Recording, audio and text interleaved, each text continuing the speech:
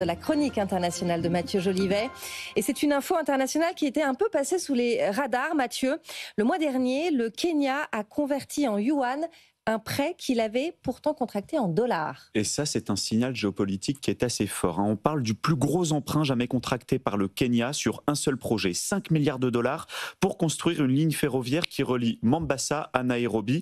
L'appel d'offres a été remporté par qui? Par un Chinois, la China Road and Bridge Corporation. En fait, le gouvernement kenyan s'est rendu compte que le taux d'intérêt sur la monnaie chinoise était bien plus intéressant que le dollar. Et en convertissant cet emprunt au yuan, le Kenya économise 215 millions de dollars par an, une bouffée d'air pour un pays dont la dette a doublé entre 2013 et 2023. Mais au-delà du calcul financier, cette conversion, elle envoie aussi un signal géopolitique fort, celui du choix de la monnaie chinoise dans un continent africain où Pékin finance déjà plus de 50 milliards de dollars de projets de transport. Et alors Mathieu, il faut le rappeler, la Chine c'est un géant économique mais c'est un nain monétaire. Oui, le paradoxe est assez frappant. La Chine, c'est la deuxième puissance économique mondiale, mais elle ne détient que 2% des réserves mondiales, alors que l'euro et le dollar remplissent à eux seuls les 3/4 des réserves mondiales de change. Si le yuan pèse si peu, c'est parce que Pékin contrôle encore étroitement sa monnaie. Les mouvements de capitaux sont limités, certaines obligations d'État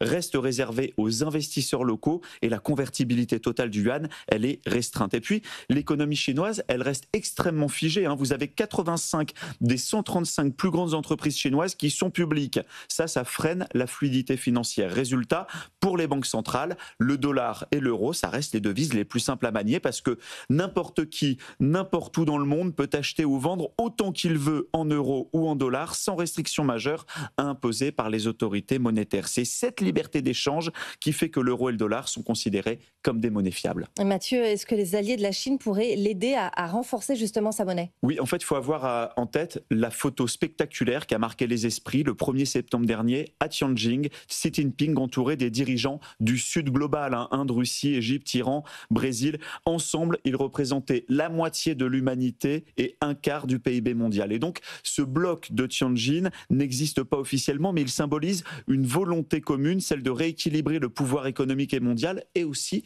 de s'affranchir du dollar. À eux tous, ces pays du bloc de Tianjin détiennent un peu plus de 40% des réserves mondiales de dollars, dont 27% détenus uniquement par la Chine.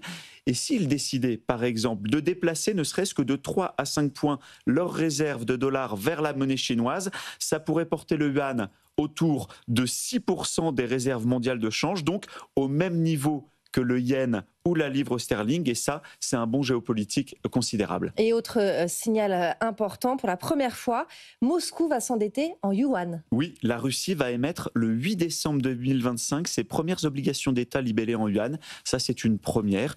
Depuis les sanctions de 2022, la Russie s'est coupée des circuits financiers américains et européens. Elle s'est tournée vers la sphère financière chinoise. Reste à savoir maintenant, on va scruter ça le 8 décembre prochain, qui prêtera à la Russie, probablement des fonds chinois, asiatiques et peut-être des acteurs liés justement à ce fameux bloc de Tianjin qui se dessine autour de Pékin.